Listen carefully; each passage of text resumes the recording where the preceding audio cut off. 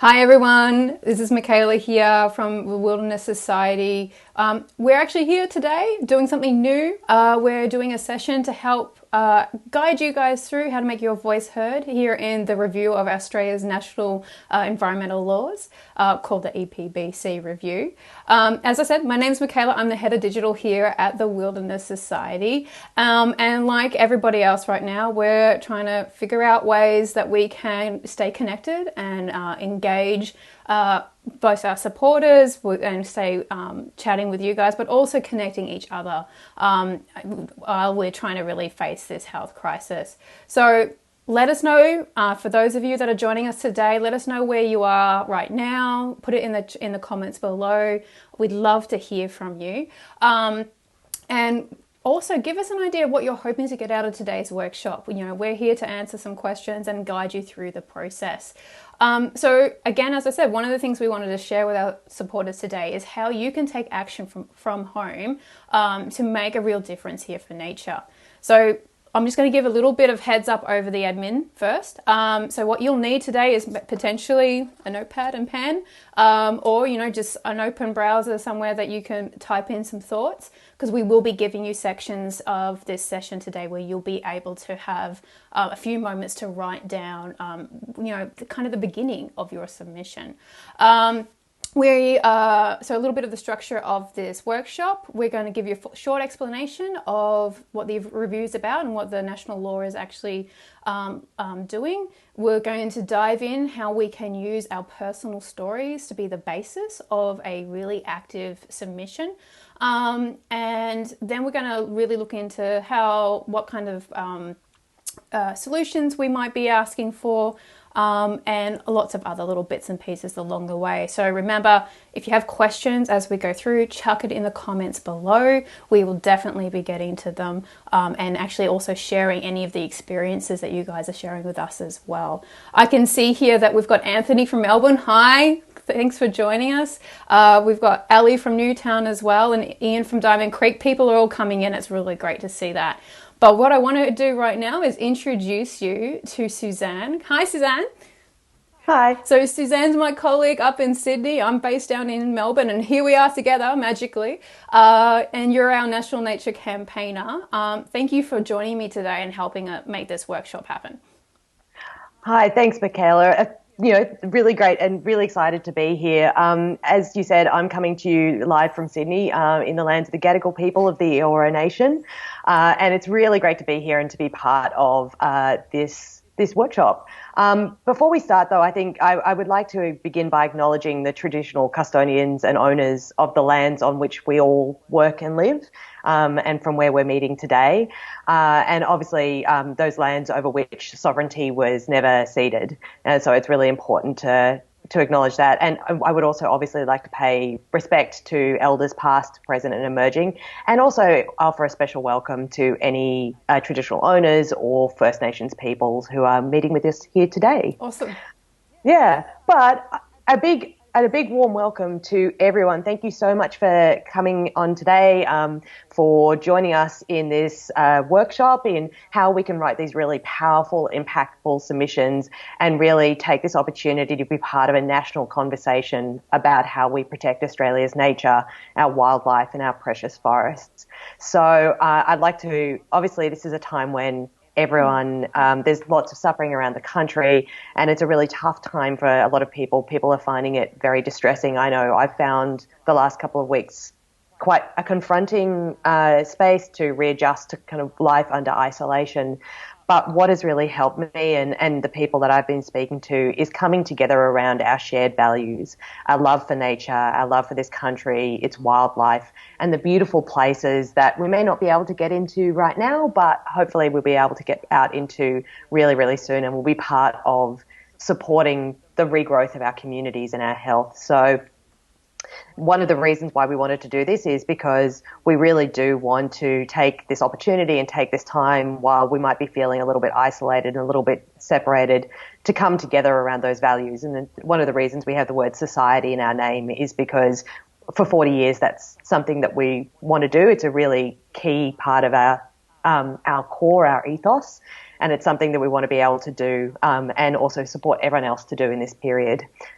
So as Michaela said, we're going to be talking you through how you can take a stand for nature from the safety of your own home in this period by making a submission into the review of Australia's failed national environment law, which is called the EPBC. And this is a once-in-a-decade opportunity for us to really get out there. And the government is asking for your views and your opinions. And one of the best ways you can do that is by telling your story and linking it to the things that you really love. And we'll go through how to basically walk you through the process. Yeah, that's so great. Hopefully by the end, you'll have the base of a really great submission. Well, we've got a couple of questions, and I know we're going to really dive into this in a minute, guys. But one key question's come through from Ali. She's asking, actually, when is this submission due? And we'll get to your second question about, there's some questions about length. But I mean, how much time have we got to do this? Well, we are on a bit of a clock. The process is continuing on despite the fact the disruption everywhere else. So all of our submissions are due by April 17th. So that's next Friday. Not this Friday, but Friday week. Okay. All right. So we've got a little bit of time, but let's see if hopefully today, by the end of today, I think what we're aiming for is that for most people to have a bit of an idea, like a lot of your thinking to be hopefully done here collectively as a group. And so that you might be able to have the bare bones of a submission already begun by the time we get to the end of this workshop. Yeah, and the other thing I would say is we've been engaging particularly with our grassroots organising groups, our community groups under the Movement for Life program, which is, as I said, our grassroots community group program. And the one thing that people said that, particularly after the submission writing workshops we've been writing with them, was I actually was really worried that this was going to be very big and really technical and really hard. I was really surprised how easy I found it. So that's the one thing I would say to everyone is don't worry. Submissions don't have to be difficult. They don't have to be hard. They can actually be a really nice exercise in you putting forward the things that you want the government to take account of. Yeah. Great. Okay. So before we really dive in, I just want one other thing to let people know. We do have a submission guide on our website, and we will be definitely putting the link in the comments below where you can find that, and we'll actually refer to it a little bit throughout this session. But for today's purpose, we're going to hopefully just, kind of start where we would, if you're going to do a submission, where do we actually start, thinking about it? And so Suzanne, can you give us a little bit more info on what the review is trying to do and exactly how does a submission from someone like me or anyone else that are watching, how we go about doing it? Yeah, that's a great question, Michaela. And look, I think the best place to start is probably why are we doing a submission in the first place? Why is the fact that our national environment law is failing a problem? And at the basis, everyone will know this to be true from their own experience out in nature, is that Australia's national environment laws for the last 2 decades have basically overseen a huge loss of our precious forests, our amazing wildlife. Basically, we are one of the world leaders in extinction, and particularly after the bushfires where we've seen such massive destruction in such a short time. We can't go back to this previous status quo or the business as usual where we've just got this long, ongoing, slow decline of all of the things that we hold dear in nature. So, as I said, this is a once in a decade opportunity for us to start that real national conversation and say, no, what we want is real protections. Actually, we've got to say for some things, enough is enough. You can't keep knocking down old growth forests. We must protect our critically endangered wildlife. But also that we want to see a different approach. We want to see a nature that's healthy.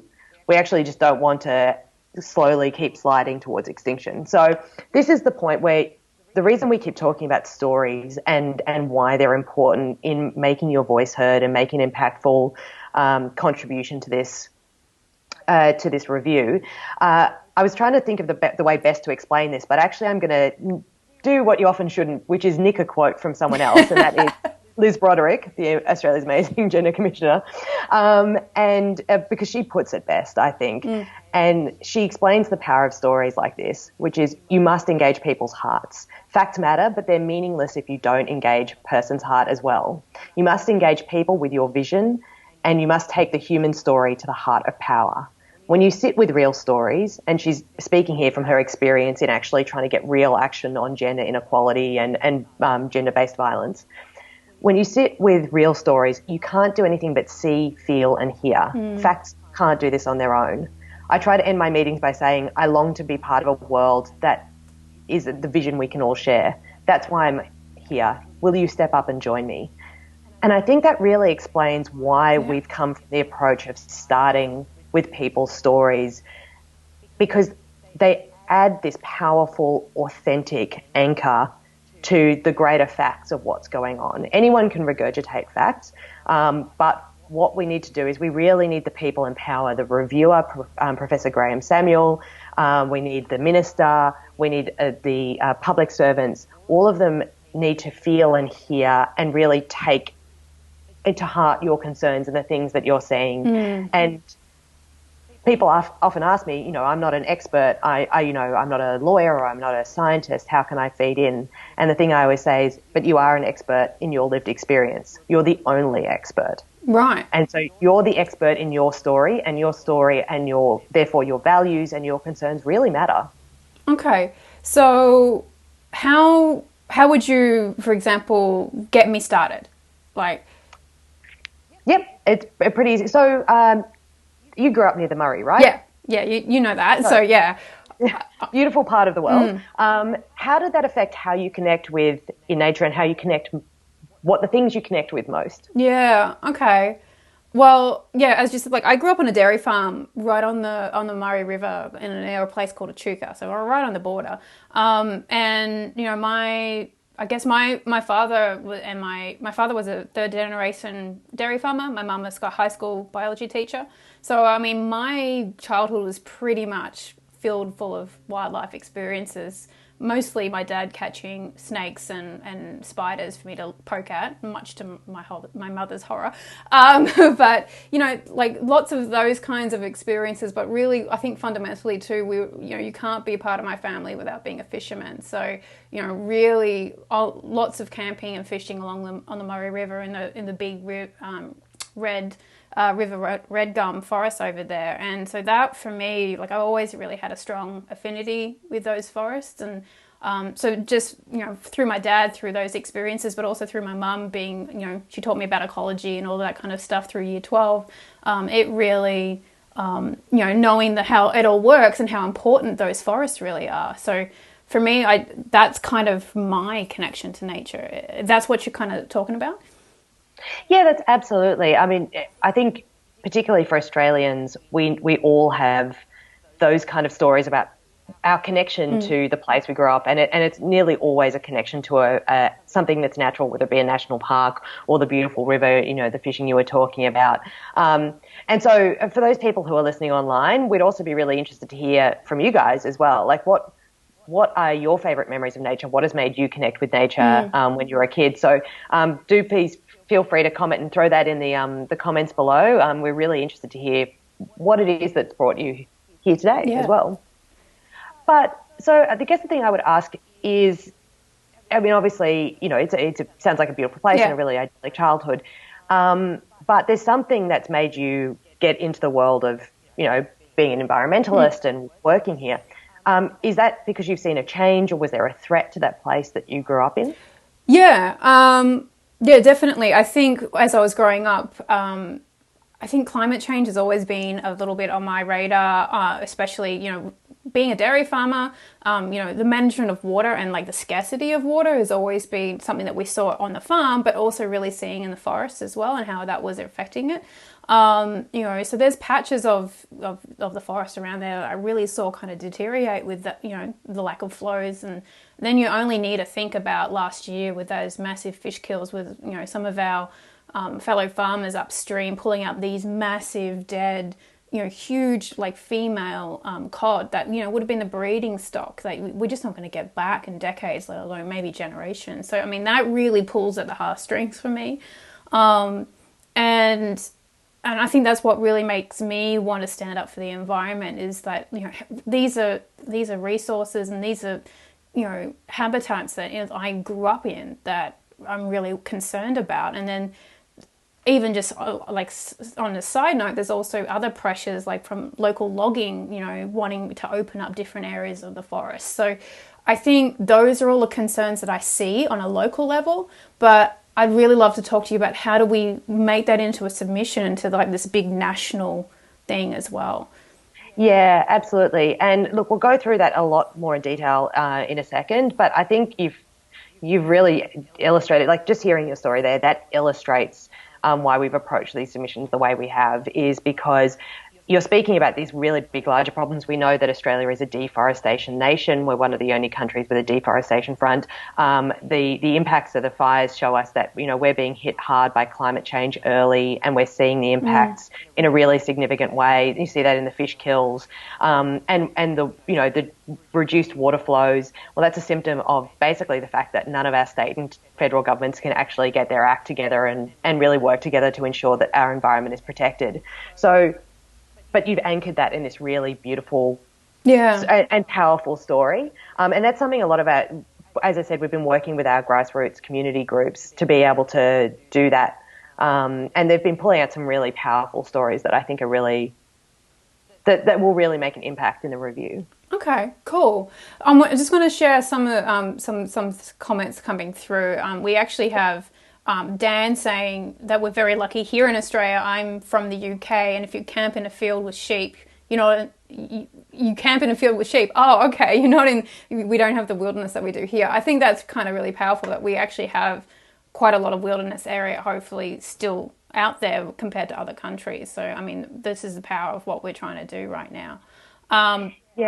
So what we want to do, I wanted to keep this moving as well. So I think it'd be really beneficial, I think, for people to see what someone who's already put their submission in and what that kind of looks like.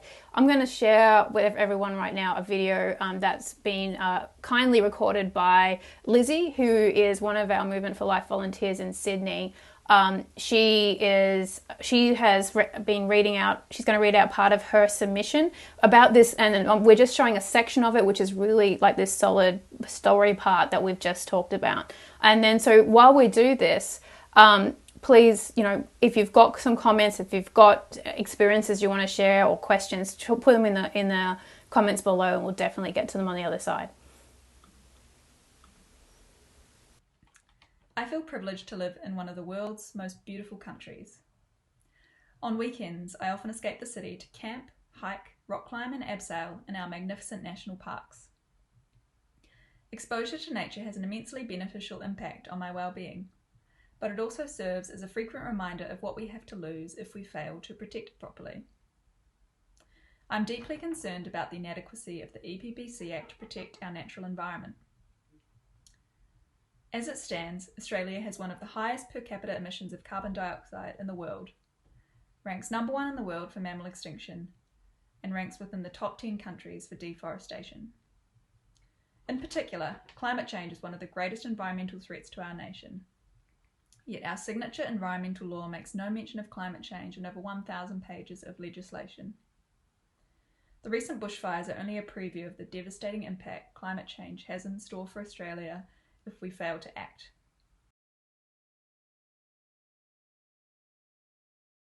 Hey, so that was really cool. So I think what we really want to do right now, I can see some stories coming in, and thank you. We'll definitely actually read out a couple of those and answer some questions. I want to give you all a little moment to just kind of gather your thoughts and really see if you can jot down a few of your thoughts on what your personal story could be and the threats in association to that. And then on the other side, we'll really get into solutions and really what are we asking of the EPBC. So I'll give you 2 minutes with some pretty pictures and we'll see you on the other side.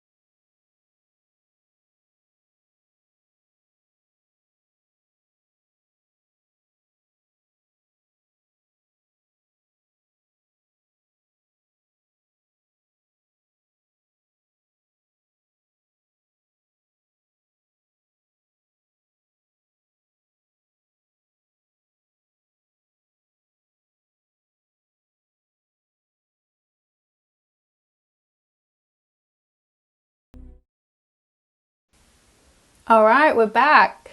Hope you guys have had a bit of a moment to have a think. We've got some stories coming in and some great questions. I'm just going to share a couple here and we'll get into it. So we've got one from Nick here. He said he lost his home in December to climate change due to wildfire here in the New South Wales South Coast. I'm so sorry to hear that, mate. And I know so many people have got similar stories right now. Yes, and thank you for taking the time to be part of this. I mean, all stories are powerful, but stories like that are very, very powerful at driving home the absolute need for us to do something really effective about climate change, but also to ensure the real connection between environmental health and nature's health and our community health and the health of us as people. So yeah, that's awful. I'm really sorry to hear that, man. Yeah. We've got Jane, who grew up in Greensboro. She says her parents were environmentalists and they regenerated their garden with native plants to bring the birds back. So my mum helped create a park to protect the habitat of the Eltham copper butterfly. Wow, that's really amazing. That's such a cool story to have. Awesome. Yeah. We also have some good questions coming in from Julie. We've got, I would like to be guided on what is not in the EPBC Act and what the Wilderness Society thinks should be included. I think that's a great place for to kick off into this section, Suzanne. So we've got my personal story. We've got some threats that we're concerned about. What are we going to ask in our submissions? Well, that's actually is the perfect question to take us into this space, because what's not in the Act is actually in the EPBC is actually what makes it really, really a failed bit of legislation. So if we're going to take your story for an example, Michaela, what you've got is a couple of things like the River Red Gums, really, really beautiful bits of bush, but you've also got this big, long river that's been kind of fought over by multiple states, and no one's really working together to make it work. And then you've got the impacts of climate change. And then all along its length, you've got really important wetlands. So they're important places that birds not only are important for our wildlife, but also for wildlife that migrates all around the world. So the Murray-Darling Basin is actually a real hotspot for these globally important wetlands. Yeah. So should we chuck up what we need? Well, we'll just go through in a second and just go through some of the areas where it's not working. So what's not in the Act? Well, one of the things that's not in the Act is climate change. So this law was written in 1998, and that is, I know that we knew about climate change back in 1998, but it's definitely not in there. And the other thing is hard protections. So under this law, under the EPBC, you can knock down the final bit of habitat of a critically endangered animal, thereby sending it into extinction, and that's technically not illegal. What? The minister can just sign off. Yeah, the minister can just sign off on it. You have to get it assessed, but the minister can just sign off on it and go, yep, that's fine. And the other thing that's left out of the Act is communities. Oh, okay. And so from the beginning, there were some community rights in there, but they've been slowly eroded over the 2 decades. This Act has been an opportunity. So what we really need, and then Michaela, we've got some slides. I'll bring it up. Okay. Help support the conversation. Yep. All right. So then go for it. All right. So one of the first things we need is what we're calling expanded and strengthened national leadership. But basically what this means is somebody just needs to be in charge of making sure that our laws, our environment laws, actually protect the environment. And so we've got, as I said, we've got this law. The EPBC actually stands for Environmental Protection and Biodiversity Conservation Act. It does not do what it says on the tin. It doesn't protect the environment and it doesn't conserve our biodiversity. So what we want is a law that actually does what it needs to do. And so nature doesn't stop at state borders. There's not New South Wales nature and Victorian nature and South Australian nature, that they're all these little discrete ecosystems. You've got things like the Murray-Darling that go across multiple states. Plus you've got, species that move around. And also you've got threats that sit across multiple states. So deforestation, logging of old growth forests, all of these things mean we need to have a consistent national approach. And that's been basically anyone from the OECD to our own Australian government agrees we need a national approach.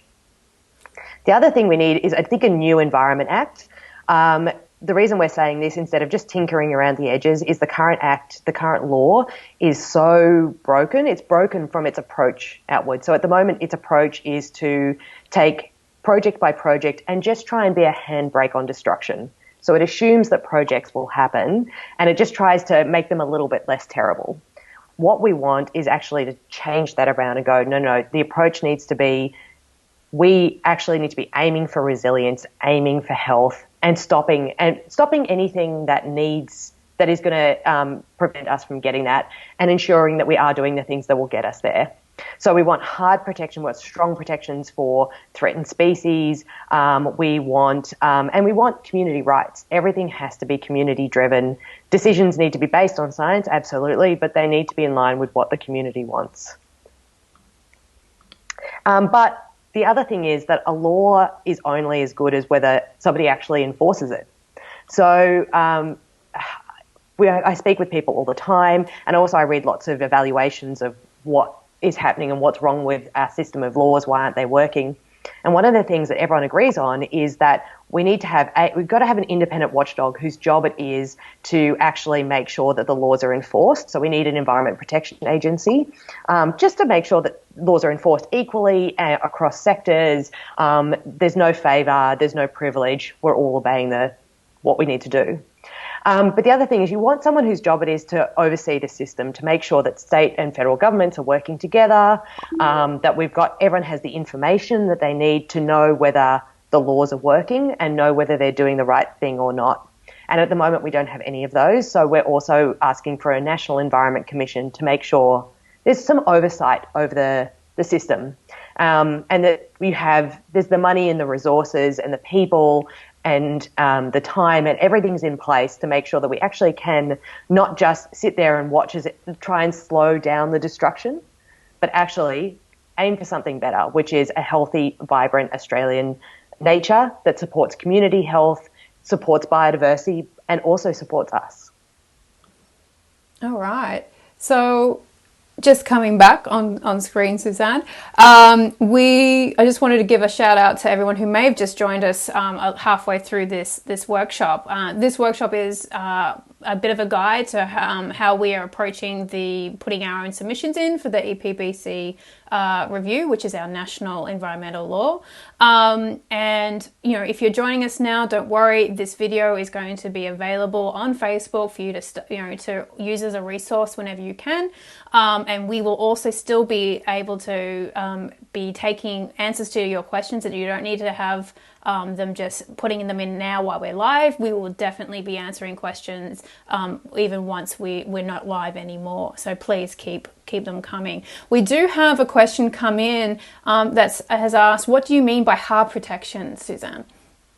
So by that I mean you actually draw a red line and say you can't knock down the last habitat of a critically endangered animal. If this is the last remnant of a type of ecosystem, you can't bulldoze it. So at the moment, as I said, the minister can approve there is no limit on what the minister can approve, but we believe there's a range of things which are so precious and so important that really they have to be protected. So it's essentially we're saying there should be no destruction of things like old growth forests, things like that critical habitat for critically endangered animals, that shouldn't be destroyed unless there is what's called overriding necessity, which is for the protection of human life or for critical community infrastructure. Yeah. So there's got to be a damn good reason why you would send a species extinct. Right. Okay.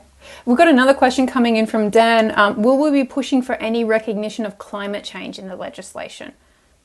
Yes, absolutely. That's a really important thing. And look, as Michaela said, we do have the submission guide online. The link is down below, so there's a lot more detail on there. And we'll talk in a second about how you can link this in your submissions. But absolutely, we'll be talking for recognition of climate change, particularly for the recognition. So one of the things we are asking for in some of our other campaigns is for, basically the government to take a really big step and take the bold leadership needed to reduce our emissions. But there's another side to climate change, which is also about making sure that we're resilient to its impacts, that we can deal with what's coming our way. And part of that is ensuring that our biodiversity is rich and it's healthy. But that also has a side benefit as well, is that we know that one of the best technologies for pulling carbon out of the air is a tree. And rich biodiverse forests are also the best at locking up carbon and bringing it down. So there's two benefits to having, really good, healthy ecosystems. Is also they're resilient to climate change, but also they help us basically reduce the problem. Yeah, so I've got another question here as well. Is there an ombudsman of sorts to protect our habitat and wildlife? No. Not currently. No. Sorry, I can definitely give a longer answer to that, but I think the most effective answer is no. There's as I said, there's not really anyone in charge who's got that oversight of the system, whose job it is, who's independent of government, whose job it is to ensure that our species, our wildlife aren't going extinct. And that's one of the reasons why we want things like a National Environment Commission. So there's someone who's looking at the system. You wouldn't, like our financial regulation, our financial laws and policies, you wouldn't just leave that up to politicians. You've also got lots of institutions like the Reserve Bank, like ASIC, like ACCC, all of whose job is to make sure that the system works and they're independent and they're auditing not only the government's actions but other people's actions. And so we need to have that oversight of the system and somebody out there. One of the things that we have, it's not the kind of like sexy, top line hard, protections or a sexy new law, but one of the most important things that we can get is just information. Yeah. None of us, if you want to find out what's the state of koala populations in your state because you love koalas, there's actually no way that you can do that because we don't have that data. And if we do, it's either locked up in private commercial environmental impact assessments or just someone hasn't done the work. And I think that it makes it all very difficult for communities to participate in decisions if they don't know what impact the decisions are going to have. We have another question coming in from Gail. She wants to know, is a National Commissioner for the Environment going to have effective powers?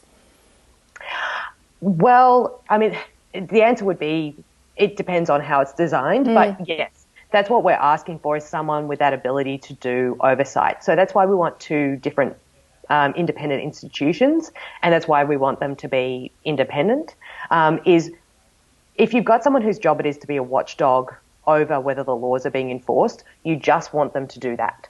You want them to be really good at it, but you need someone to have oversight over all of that. So that's why we're calling for a National Environment Commissioner and Commission to have that power of oversight over the government that's setting policy, over the watchdog that's enforcing the laws. That's why it's important that you have that third extra part of what we call the regulatory triangle. Okay.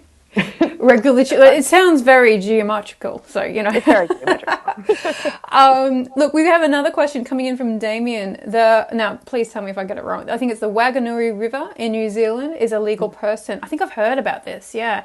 And is a nearby forest. Is there scope to do this kind of thing with the EPBC? Definitely not under the EPBC. As it currently is. As it currently is, no. The question of personhood and rights for nature is, I would say it's slightly different in each country. And so the Maori experience, the New Zealand experience will be slightly different just because, our Indigenous nations have some slightly different relationships with nature, but also because, to be honest, at this stage, we're tragically really very far behind in terms of how we relate to our Indigenous peoples in terms of, negotiations between sovereign nations. So that all of these things put a little bit of a drag on our ability to get rights for nature. There are other versions of it, of that type, where you've got personhood. There are other types of ways that you can do that. So there's a bunch of South American countries that have written it into their constitution. So there's constitutional rights for nature. I think that's potentially more of an opportunity here in Australia, given the current context. But getting a constitutional change in Australia is super tough. Yeah. Or the other thing you can do is you can, so for part of the Murray-Darling, there is actually a Commonwealth agency or a Commonwealth body whose job it is to kind of hold the environmental water rights. So it's essentially, it's a bit like a person it's being a person on behalf of the environmental side of the river. But I think that's about as close as we've come. Okay. Oh, well, that's really interesting. And thank you for that question, Damien. That was really cool. We have another question coming in from Christina, and I think this is a really important one too. Are big business like mining companies also doing submissions? So, I mean, I guess everybody who, what kind, like, I guess who is doing all these submissions, you know? It's not just people who are, you know, potentially wanting the environment to act to do better for the environment, potentially. No, absolutely. And so there was another review of this laws 10 years ago. And sadly in that there wasn't a lot of individual, like public community submissions, but there was definitely everyone had a say. So everyone from the Minerals Council to the Business Council of Australia, quite a few large organisations had a say. So if my memory serves me, I think BHP put in a submission. Don't quote me on that. I'd have to go back and check from 2009. But yes, everyone will be having a say about this. And there's been a recent push to do things like remove community rights even further out of the Act. So the Institute of Public Affairs has been putting out a range of reports trying to get some momentum for that change. So we know that there'll be a range of vested interests who want to make comments into this review. And that's one of the reasons why we want as many people as possible to feel empowered to put their stories and know that they have that expertise and that it's something that would be really useful for them to do, is actually say, well, there's a bunch of people who really want to see these things protected. We love them. Here's why we love them. And we really want to see Australia do better and protect our unique wildlife and our forests even more. Yeah. And I think that's kind of really key. Like, you know, it's not just there'll be a whole wide range of points of view going into this review, and that's kind of why it's important to get your point of view in. We've got another question here. And I think we've kind of touched upon this. You know, Stephanie was asking, why is it important for the public to write individual submissions? How effective are our voices actually during these processes? Is it that, you know, the more people who are putting in their submission, calling for the same thing, gives it a bit more weight? Yeah, absolutely it is. So there's a number of points, I guess, to answer that question. One of them is the government has asked for your views and concerns. And to be honest, our experience has not been great in terms of the last, 10 or 20 years of the government listening to the concerns of people who really love nature and want to see it protected. And so this is a moment where not only are they asking for our views, but they've kind of got to listen to them. Yeah. Which is why one of the reasons why we're asking people to make a submission is because it's something that's formal that they have to take into account. So at the very least, you've set a baseline for them actually having to listen to what you're saying. Okay.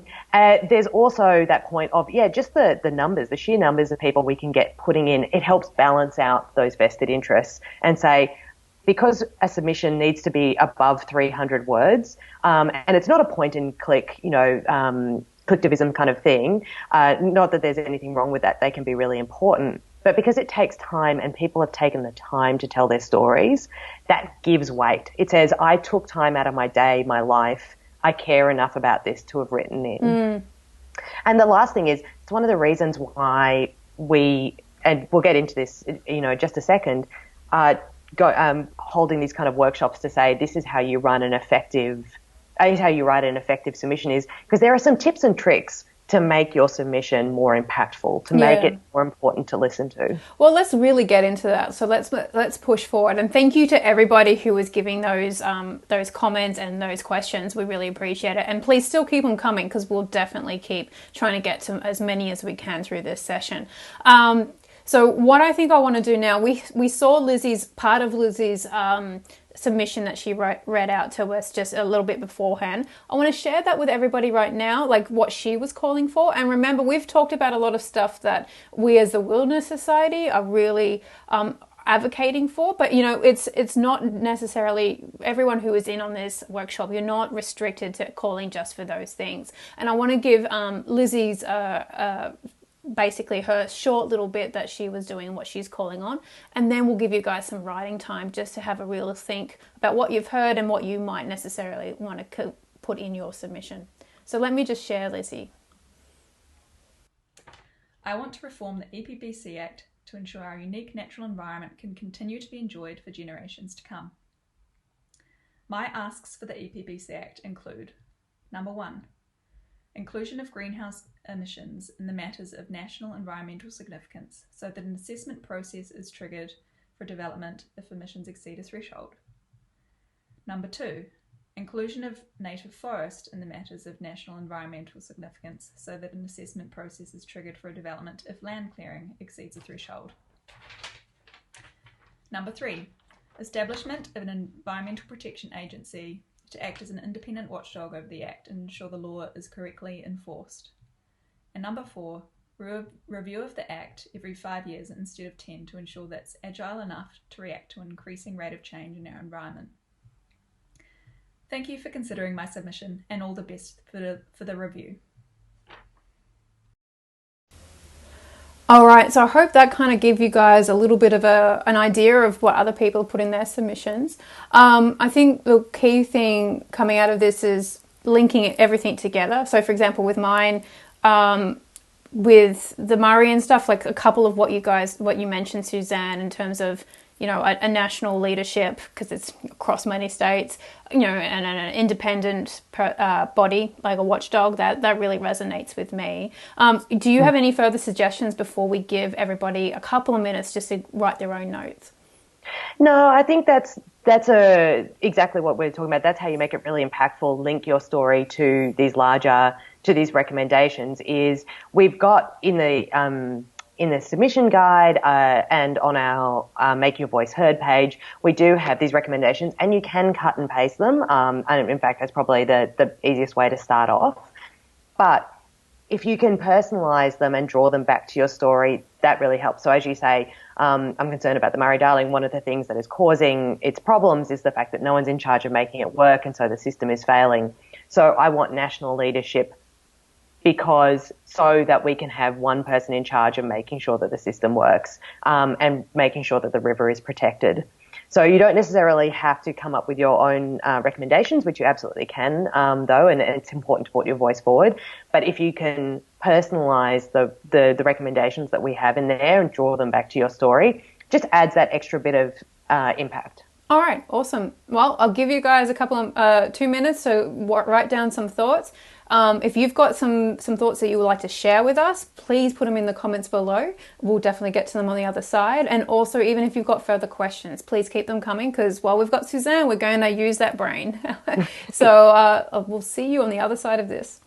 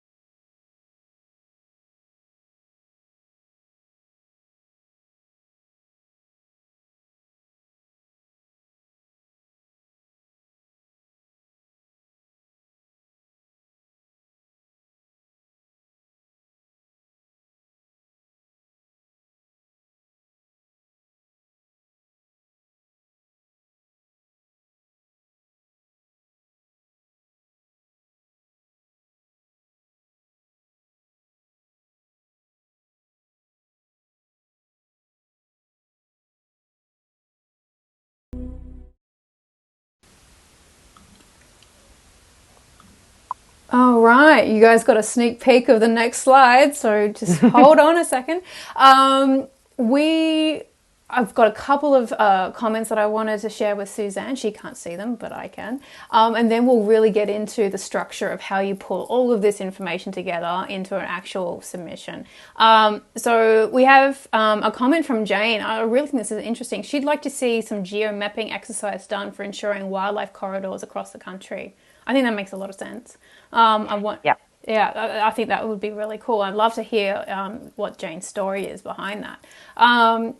We also have a question from Dan. How do I know that my submission will be considered in the review? Are there any assurances from the government? You know what, Dan, let's hold that question until the end, because I really would like to get Suzanne to talk about our structure, and then we can field a lot of those extra questions right at the end. So let's do that. Suzanne, I'm going to throw you to that slide everyone had a sneak peek of, and actually walk us through how do we structure this right now. Yes, so thanks, Michaela. As I said, on our submission guide, there's a really good reiteration of this, and you can find more information, including there's sort of a formal way to start and finish off a submission, which you can just easily cut and paste from the submission guide on our website, and we'll throw up the link to that in a second. But we find that, we've been doing this for 40 years and engaging with these kind of processes, and we find that there's a format that works, and it helps you create something that's really sort of pithy and impactful. And so the first one is that starting off with your story. I care about this issue, and here's why. So the really powerful story that I heard from one of our Movement for Life leaders earlier, which is, she used to drive, when she was a kid, her parents used to drive her to school from their farm, and she used to lean out the window and count the koalas, and she used to love that. That was part of her day. And then the next section is, this thing that I care about is under threat. And you're worried that the situation is getting worse. Well, if you were doing a submission around her story, the second would be, she now drives the same road every day, and there's no koalas. So the koalas have all disappeared. And you can then link, that's where, if you want to bring in some facts, that's a really good time to bring in some facts. So you can say, I used to drive this road every day, I really care about these koalas, now they're not there anymore. And this is backed up by the fact that 80% of New South Wales koala population has decreased over this period of time. So that's where you can bring in some reference facts to really back up your story. Then the third point is to express your concern or your worry or your outrage that this is happening, and say what you expect to happen. And this is the area where you go, like, I expect that koalas should be protected, that you shouldn't be able to knock down their homes, and that there should be that the government should be making a real effort to take care of them. So that's where you can bring that in. And this is where you can then link to those recommendations that are in the submission guide, the ones we talked through previously, which is like, here is how I think that should happen. So there should be strong laws to protect wildlife like the koala. There should be strong laws to protect habitat and forests so that they still have a home and places to eat and places to sleep. Those laws should be independently enforced so that no one's able to get away with knocking down their forests. And someone should have oversight of the whole thing. And so I've got the information that if I really care about those koalas, I can tell what's happening to them. Are their populations going up? Are their populations going down? Are their forests still in good nick? And then thanking people for a consideration of your submission. So as I said, there's a formal way to start and a formal way to end, and that's all available on our submission guide. So there's two things that I would say that are kind of tips and tricks. Well, they're not really tips and tricks. They're more of a do's and don'ts. So the do's are, it needs to be a submission, considered as a submission. It needs to be more than 300 words. Okay. Which is why this takes a little bit more effort and time. If it's under 300 words, it'll be considered to be a comment, and it won't be considered to be, it's not something that's formal. So they don't actually have to consider comments. They'll read them, but they don't have to take them into account. The other thing to keep into account is keep the tone civil. No abuse, no yelling, nothing defamatory, no swearing.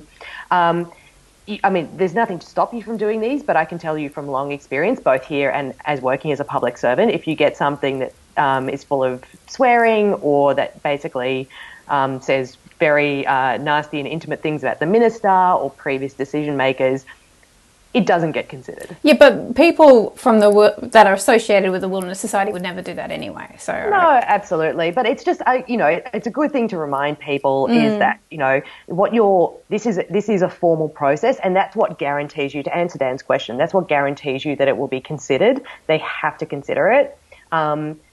So what you do is you kind of then have to play a little bit by the rules of the formal process. This is one avenue, one place that we can have this conversation, and there's lots of other places we can have that conversation where we can bring in something that's a bit more emotional, a bit more that brings out that outrage and that feeling.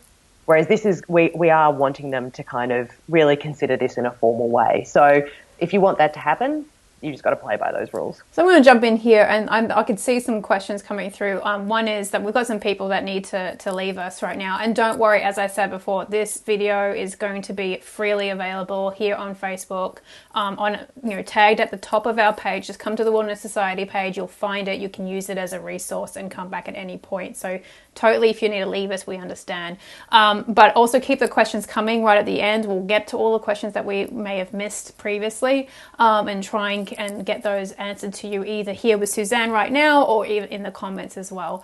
One thing I do want to just move on, just so, because I do know people have other things to do today, I wanted to just show you how simple it is to do the final bit. You've got it all outlined in your Word document. You're happy with it. You've used the guide on our website. What do we do with it next? And I think this is useful because I found this part a little confusing myself when I went to do it. So I just want to bring us to the Wilderness Society website. So this is actually what our submission guide looks like. As you scroll down, we have some explanations, a lot of the things that we mentioned today, what the purpose of it is, how we recommend that you start off your submission, some things that a lot of the stuff that Suzanne's talked about today are recommendations. You can really just lift them off here and cut and paste and change as you like. But right down here, we have a little bit more about referencing your facts. And I know there's some questions around that, and we'll get to that in a minute. But when we want to actually submit, we are advising you to click through to the EPBC website, and you'll come to this page. And what we really are recommending that you guys do is you can fill out the top one about you, but the actual page itself is asking quite a series of questions which you don't need to go into. You can, if you're interested and you feel like you want to be able to maybe put some extra parts in, but if you're going to do it in a format where you just want to submit what we've written together, you can just add an attachment in number 7 here.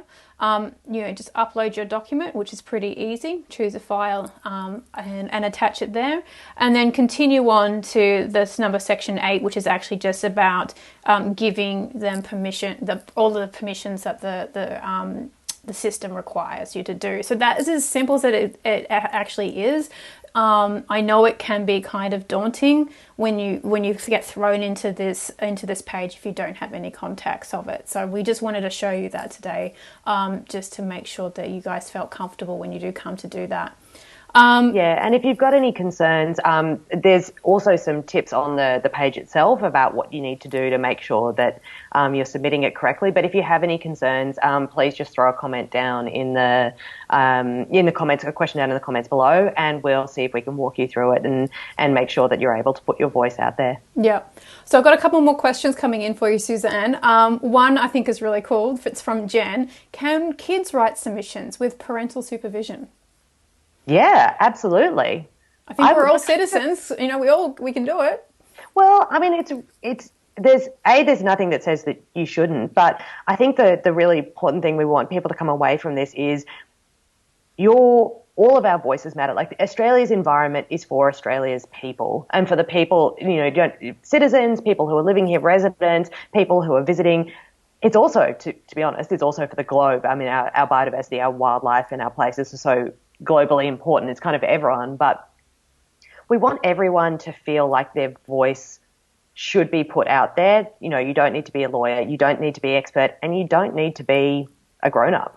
There's a whole bunch of people. There's a whole bunch of people whose future is on the line, and that's a really important thing that they should have a voice. Absolutely. So I would say 100% yes. And I would be very excited if you wanted to share that with us as well. Yeah, totally. And that was another key point. You just reminded me, after you've done your submission, guys, that we would really appreciate if you can let us know and share your submission with us, because that allows us to keep track of how many submissions that are coming in. And I think that's really powerful to be able to put a number to that. And on our submission guide, you will find the email where to send those through to. So please remember to do that.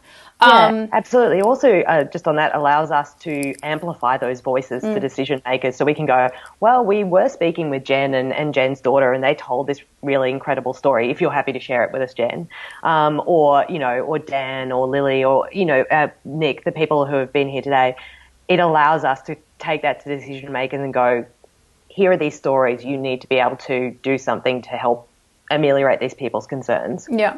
So we actually have a bit more questions here I'm going to throw to you right now.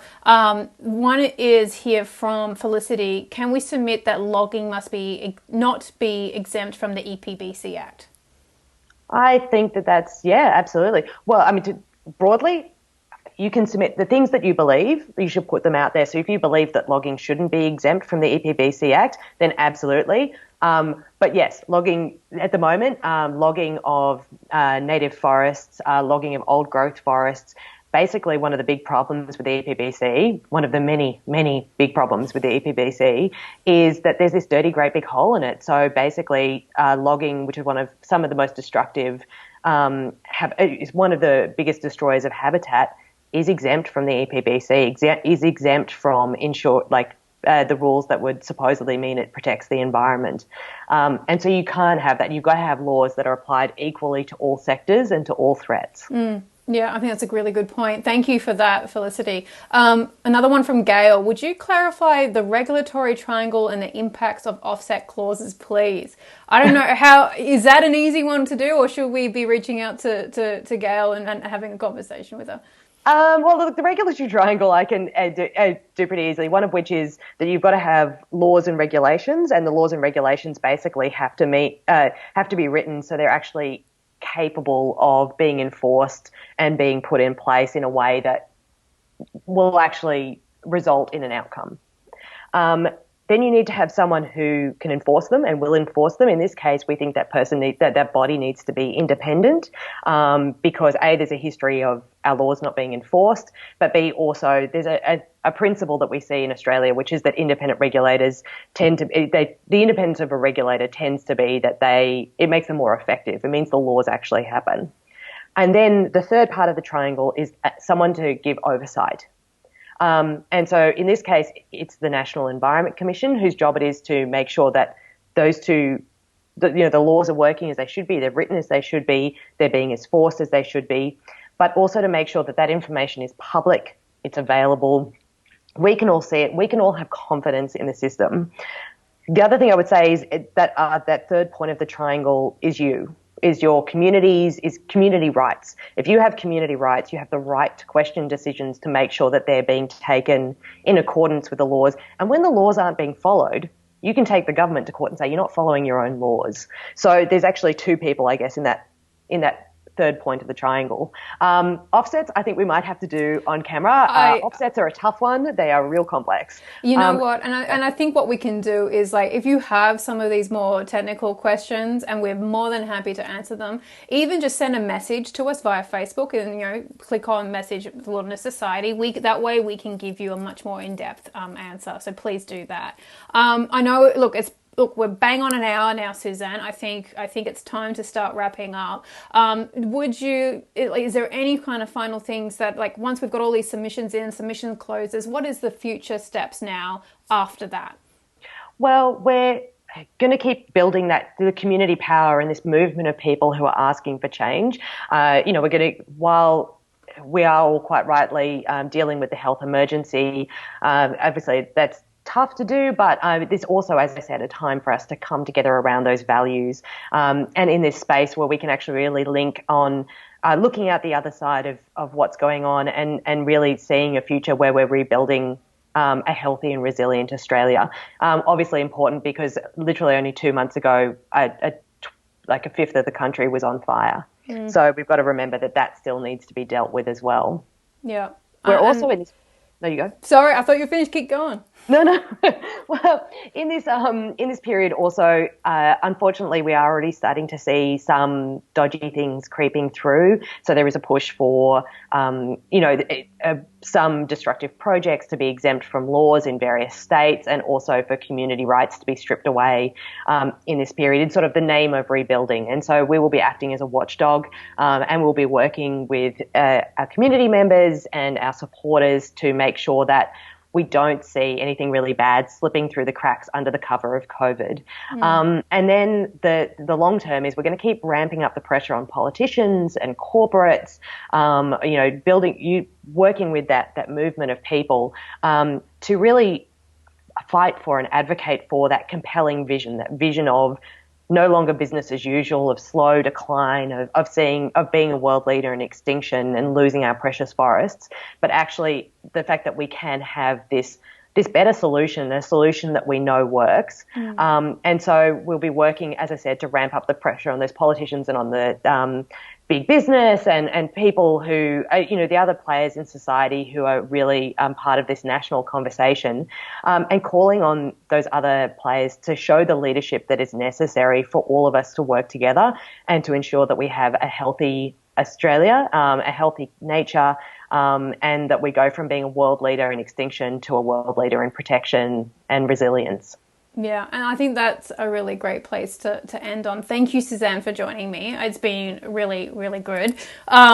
I would like to thank you for everyone who's taken time out of their day to join us and who will actually hopefully be referring to this video later on when we're not live. Right now, I'd love for you guys to let us know how you think we did. Just like hit some of those emoticons. Let us know, if you're still there. That would be fantastic, just to give us a bit of an indication. But, this has been a real pleasure to get to know and get to hear what people are thinking in this process. So thank you so much. I'm going to put up a slide which gives you the link to where you can find our submission guide, and keep putting your questions and comments in below. We'll be watching and we'll be helping to answer as much as we can. So thank you so much, guys, and I hope you all stay safe wherever you are right now. Thank you. Bye. Bye.